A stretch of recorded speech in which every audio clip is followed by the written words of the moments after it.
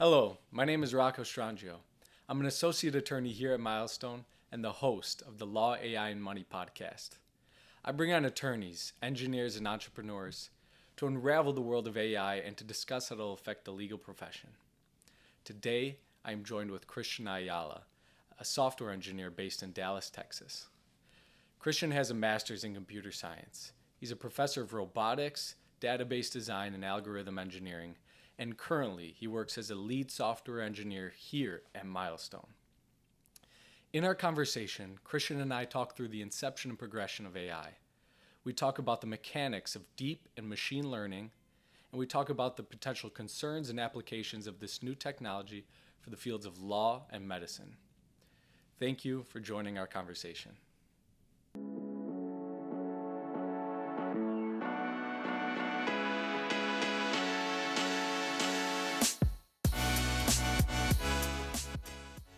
Hey, Christian, how you doing?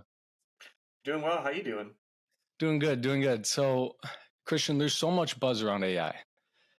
It's developing rapidly, and with the rate that it's developing at, it's tough to be an expert. And so that's why we talk through it. That's why we have these discussions. Many people claim to be an expert already, and they're not. That's the sad reality. But based on your background, based on your expertise, I trust your opinion. I trust your expertise. And, I chose you because I knew you would be highly beneficial, not for this podcast alone, but for everybody listening and their connections that they have. And so I want to thank you for coming on. It's a pleasure to have you on, and hopefully we have a great conversation. Yeah, thanks for the invite.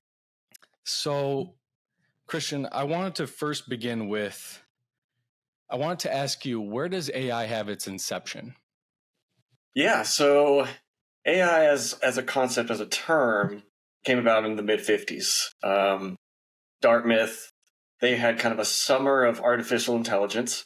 It was actually kind of just an open forum to say, hey, we understand that there's this new thing called computers. We're starting to get an understanding of what they're able to do. But, historically, they were just focused on give me some inputs, run some calculations, and here's some outputs. And in the mid-50s, it was starting to get the idea that, hey, this, given sufficiently complex programs, it could resemble thought. Computers could resemble intelligence. And so they had this kind of gathering of thought leaders in that space, and that's actually where the term was coined, artificial intelligence, in that mid-50s, 1956 session. Wow. And I think from there, I think that's what led to the Deep Blue IBM system that beat Gary Kasparov. And I think that's what they intended to do in the 1950s. They intended to use this artificial intelligence to play games, specifically chess. Games were certainly a part of it. Games really lend themselves nicely to this space because there are very clear constraints to games, but they can be played in a crazy number of ways, right? The rules of chess you can outline fairly easily. There's moves that you can make that are valid and invalid, and then there's an end goal. And so where the creativity comes in and where the intelligence comes in is how do you play the game? Yeah. But having that kind of structure made it a really natural target. Games in general as a really natural target to start with. Yeah. But even in that first session, one of the things that was included was proofs, so mathematical proofs.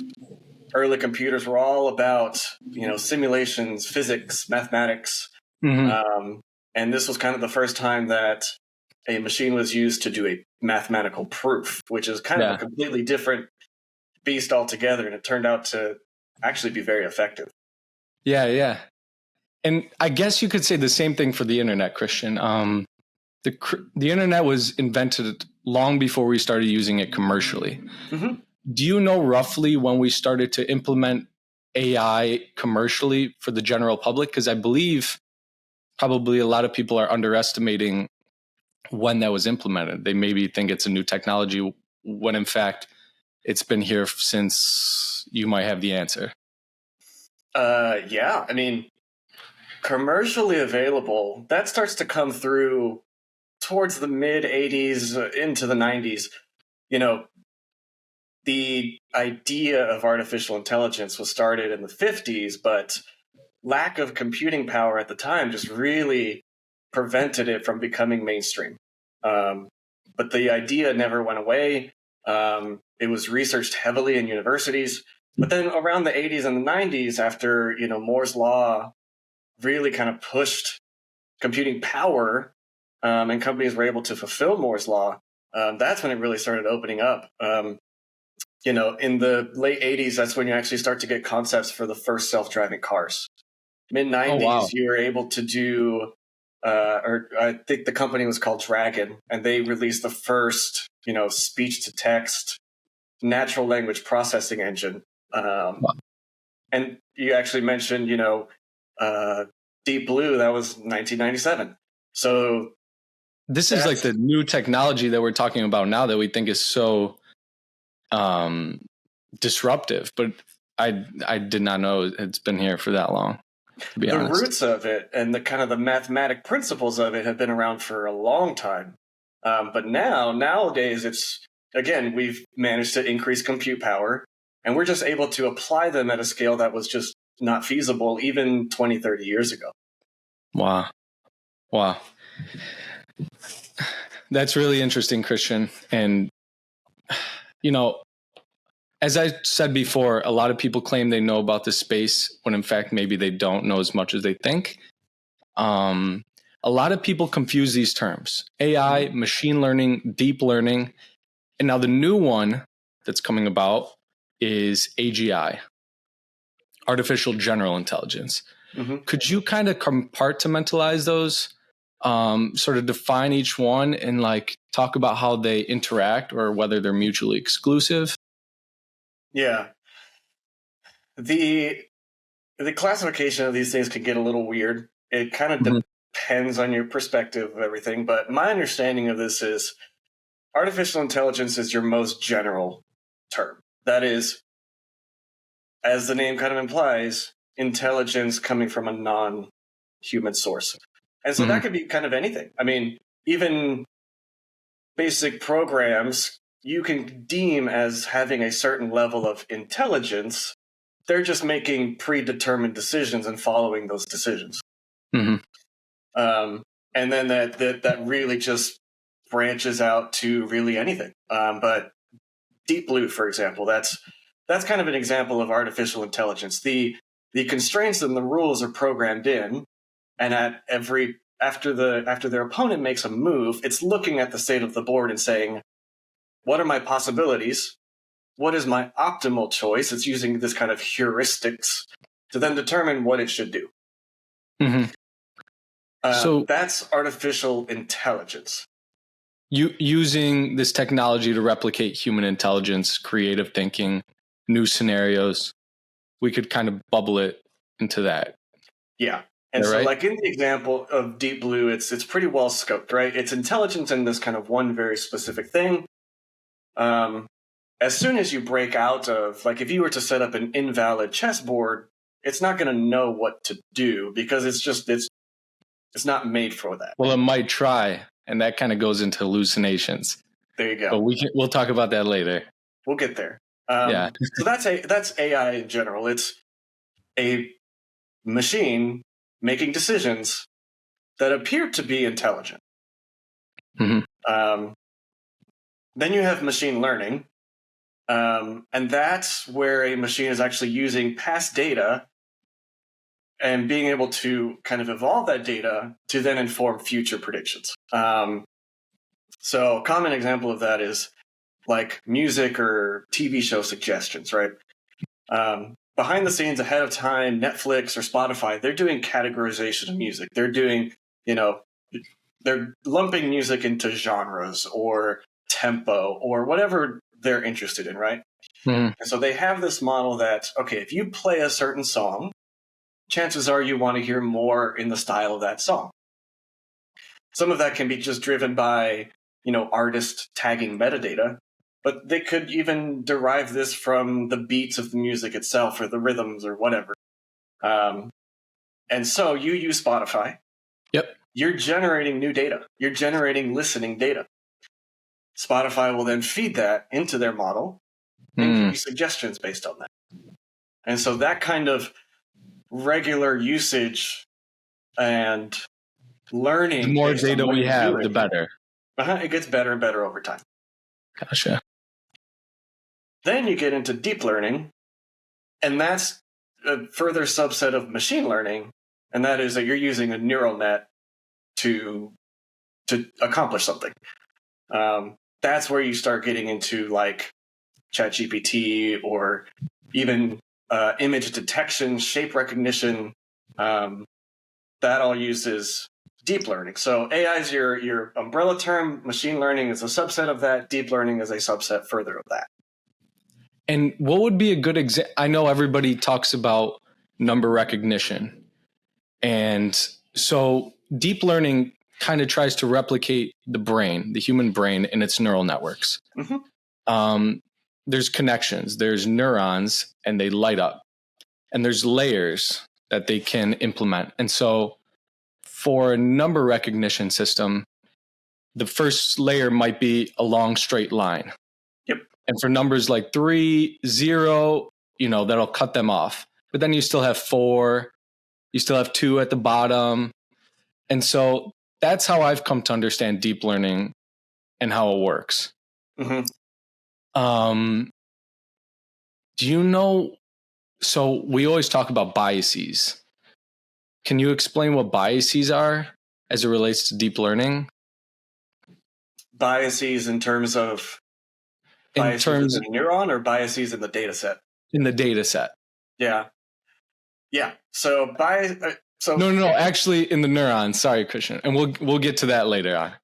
In the neuron, yeah. Yes. Okay. Well, so you definitely have the right mental model of how these neuron systems work. These neural nets. They are organized in layers, and each layer will feed into the next one. Sometimes the entirety of one layer will feed into a bunch of neurons in the second layer, and so on and so forth. Or sometimes only certain segments of a layer will feed into the next one. Each of those inputs from one layer to another is given weights. And those weights are then adjusted to make the system respond in a certain way. So let's take the example of, hey, let's recognize some handwritten numbers. If you have a data set with a bunch of examples of handwritten numbers in different styles, maybe people have different handwriting, straight, cursive, whatever, you can then feed that. Each of them are tagged as, hey, this is an 8. And so what we want is that the machine learns that this is what an 8 looks like. What it'll do is it'll run that image through this model and get an output. The machine predicts this certain thing. If it's right, great. It might tweak some things. If it's wrong, it's going to back propagate and go back through the system and actually adjust the weights and the biases of each neuron. So a bias just kind of further tweaks the outputs based on a mathematical equation of the weights that are coming in. So you have input, it runs through the system. Is it right? If it's wrong, let's go back and adjust the weights. You do it again, you go forward and back, and that's just one number. And then you can apply this to tens of thousands, to hundreds of thousands, to millions of examples. You do this over and over and over, your weights keep shifting, keep changing, with the ultimate goal that it becomes increasingly accurate. And eventually you do this enough, it settles. The weights settle. The weights start to not change very much. I know what a 7 looks like, no matter how you write it. Wow. And so that's how inherently it gets better and smarter. That's why the captchas are getting so increasingly difficult, right? Is that the same system? Yeah, they kind of run in the same system. When you have this kind of super highly connected system, the number of weights and biases that you have to keep track of really grow tremendously fast.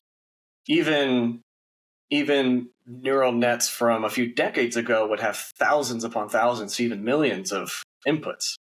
Yep. Modern ones will have in the hundreds of billions of weights in order to make a model. And so if you do that, forward propagation, back propagation across hundreds of billions of weights, well, that's why we need so much computing power, and that's why it's only now becoming feasible to do this. Wow. That's so interesting. And we could talk about quantum computing's influence over that specific sect. But we got to move on to the next thing that I want to talk about, and we alluded to it before, the biases. Mm-hmm. And biases as in bad data.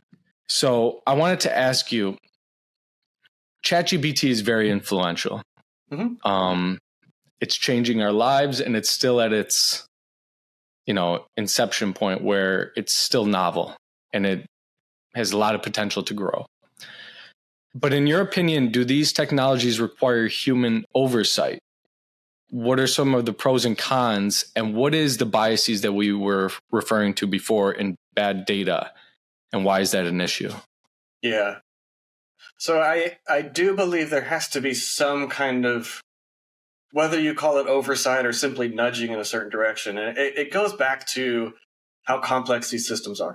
When you have hundreds of billions of weights feeding into a system, well, no one person or even a team of people can really understand what exactly it's doing.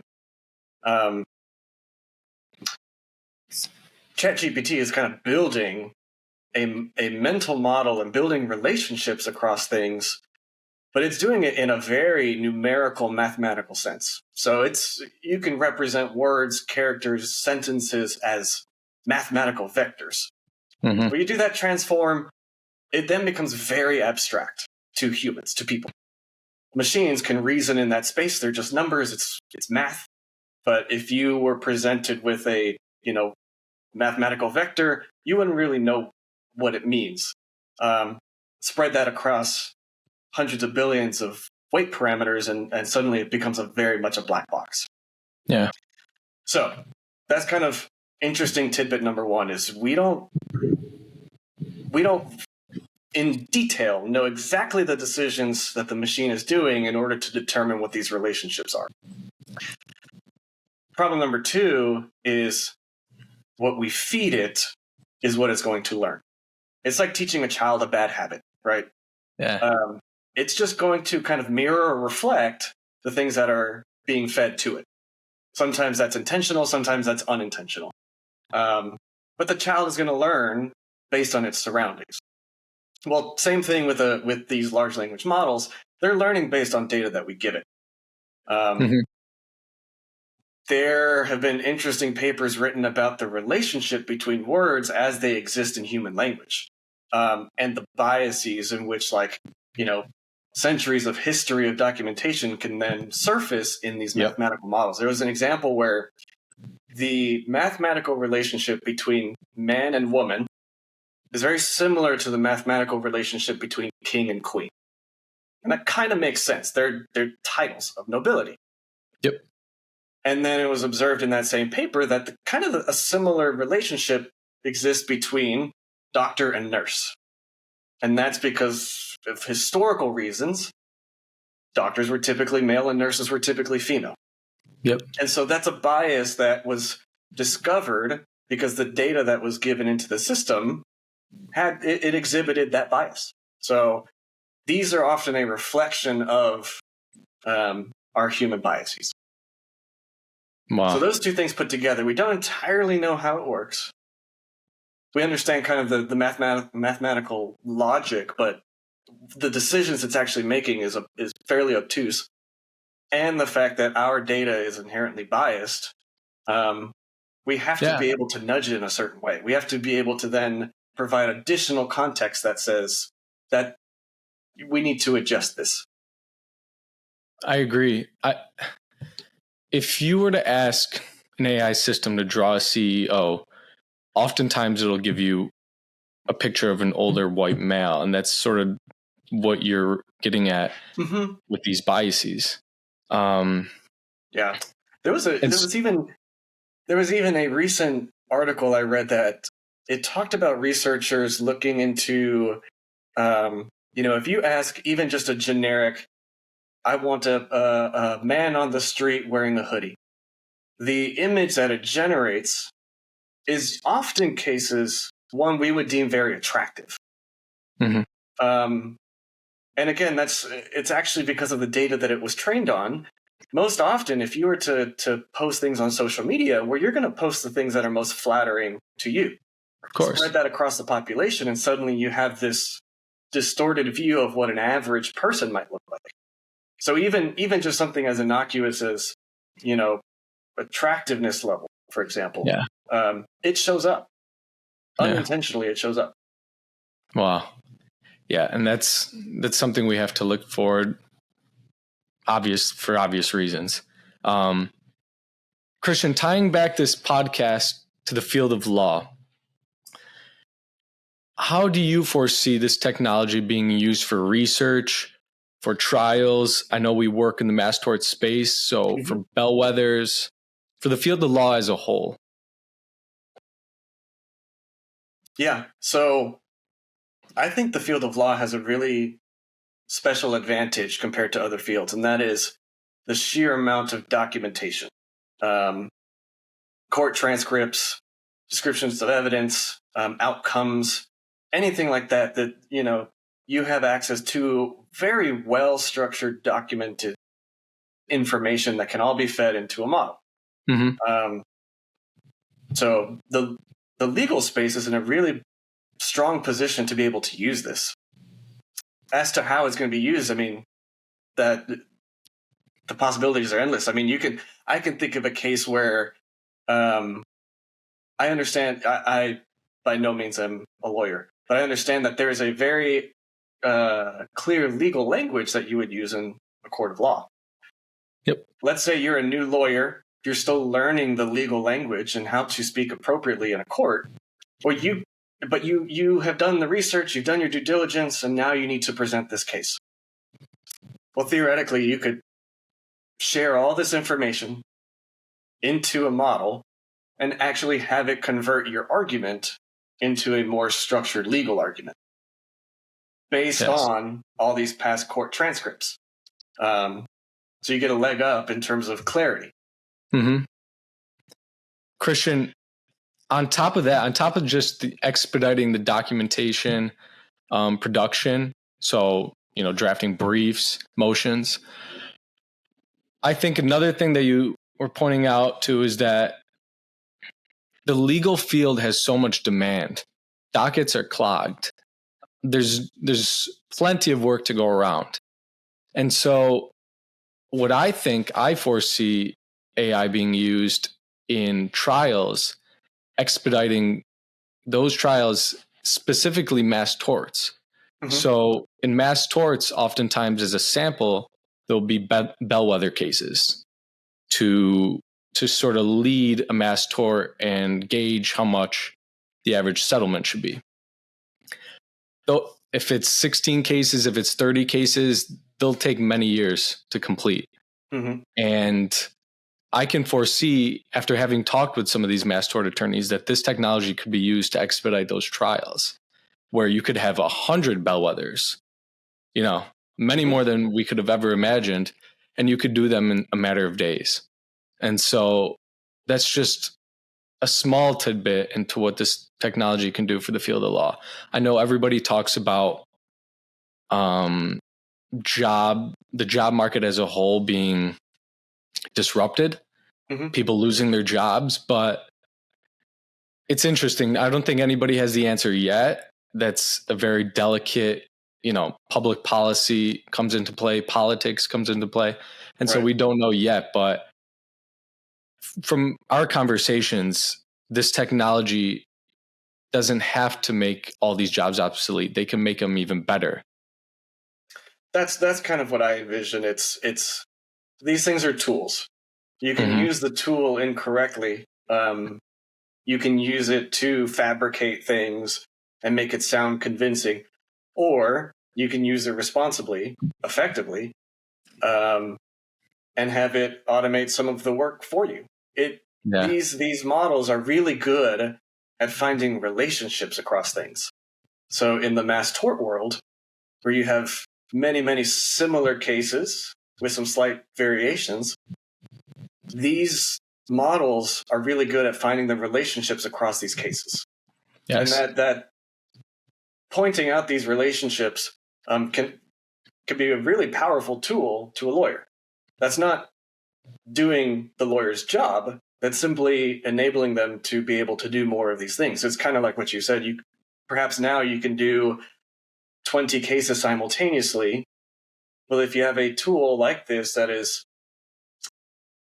expediting some of this work, it's finding these relationships, it's generating some of the format and structure of how to present the arguments, but you're the one presenting the argument. Now, suddenly the lawyer is more focused on the core of the trial and less on the details and minutia, and they're able to take on more cases. So I don't think there's going to be necessarily a loss of jobs. It's just going to be another tool in the arsenal. Yeah. You had touched on this briefly just now. There is the concern that, there's bad lawyering. There's plagiarism. There's sloppy work. Everybody knows of the case of the lawyer who used ChatGPT. There was a hallucination in the system, and the system made up cases. That attorney was facing sanctions. This is an issue. But there's already regulations in place. People are calling for regulations, but there's already regulations in place inherently in the legal world through the ethical rules. So the ethical rules require us to zealously advocate for our clients. Mm-hmm. They require us to charge a reasonable fee for services. Do you think these systems comply with those rules? Do you think using an AI system is zealous advocation? Do you think, if this work is becoming expedited, should we be charging the same fees as we were before? What's your opinion on that? Yeah, that's an interesting question. I don't think this doesn't necessarily how to say this. This does not change the zealous support of a client. As I've kind of mentioned, this is simply another tool in the tool belt. Now, if that means that you are spending less time on it, but it's more effective time or more directed time, then that doesn't decrease the value of the work that you're doing at all. I agree. So it can end up taking less time to do something. And so your net amount, let's say you're charging by the hour, yeah, it goes down. But the value of each hour does, you don't have to start charging less simply because you're using this tool. And if anything, you're now able to take on more cases. So you end up in a net positive where each case, maybe you're spending less time, but you have a greater net total of cases. Well, now suddenly you're in the positive. But Christian, to the core of the question of, does it lower the value? No, absolutely not. no, I agree, Christian. And the big concern that had occurred with those attorneys that submitted those cases was a hallucination. Yeah. But there's already technology that's coming up that's used to resolve that issue. And it's called retrieval augmented generation. I don't know if you know anything about that, but basically, if you do, I would love for you to explain how it works. Yeah. So what that is let's say you were to do a query, right? You're looking for some data. That query in and of itself can be viewed in isolation and it'll generate some output. But retrieval augmented generation is, okay, before we send that query over to a large language model, let's also enhance it with some known results. And so this is actually kind of the model that Bing AI is starting to use in its search engine. So you can make it a much more conversational search engine, and it'll present results and facts. And part of what it's doing is if you type in a query, it's going to do a standard web search first, take those results, let's say Wikipedia articles. It'll take those results and feed it alongside your query, and that context can be used to then direct the output. And then, So- if they're used in some way, then to your point, kind of like a works cited bibliography, it's shown like this information was taken from this website. Exactly. I think that's a big concern in the field of law, because we rely on sites, we rely on cases to back what we're documenting. But I think that's pivotal. A technology that basically grounds this AI system is huge for all of us. And I don't think a lot of attorneys are aware of this new technology yet. But it's out there. It is. And it actually is just an enhancement of kind of normal conversation. Part of the hallucination and how you're able to do that is you're kind of guiding this chatbot to answer things in a certain way, and you can structure your questions for it to respond in a certain way. Mm-hmm. Well, much in that same way, if you view pages and documents and facts as other parts of a conversation, well, now suddenly the system is able to answer a lot more intelligently. Yeah. So, Christian, this podcast explores the intersection of AI and the field of law. Mm-hmm. But what are some of the use cases for AI that you envision for other fields, where it could be medicine, it could be, our social lives, the quality of life as a whole? What are some of the use cases that you think will be pivotal for our lives using AI? Yeah.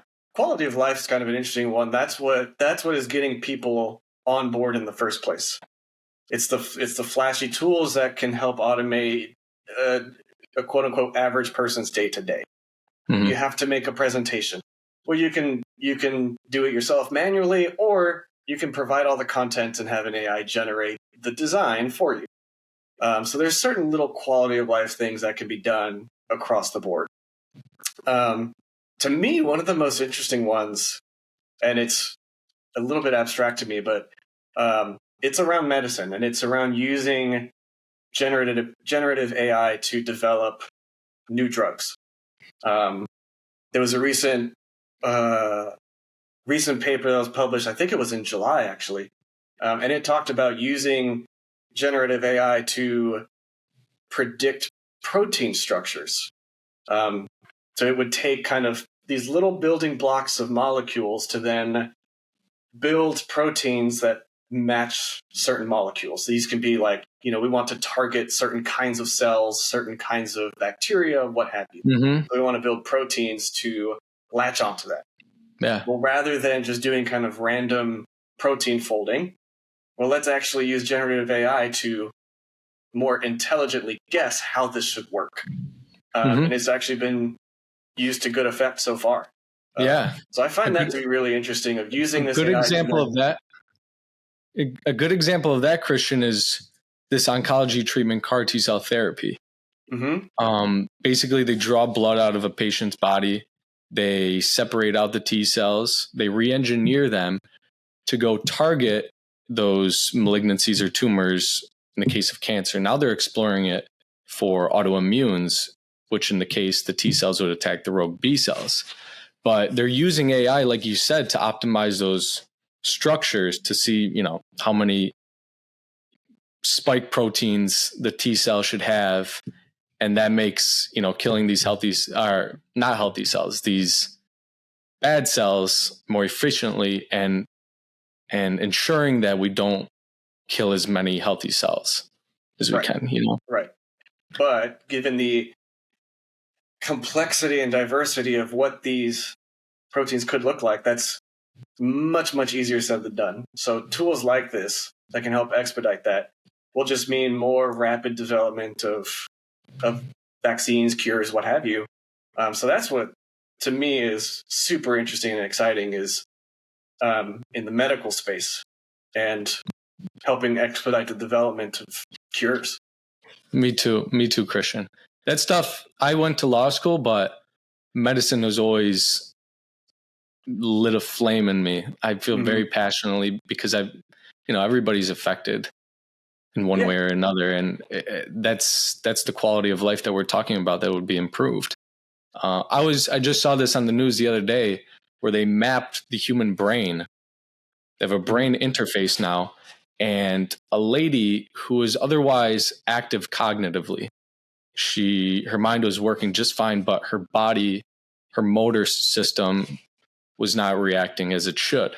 And so she couldn't talk. She couldn't express her thoughts.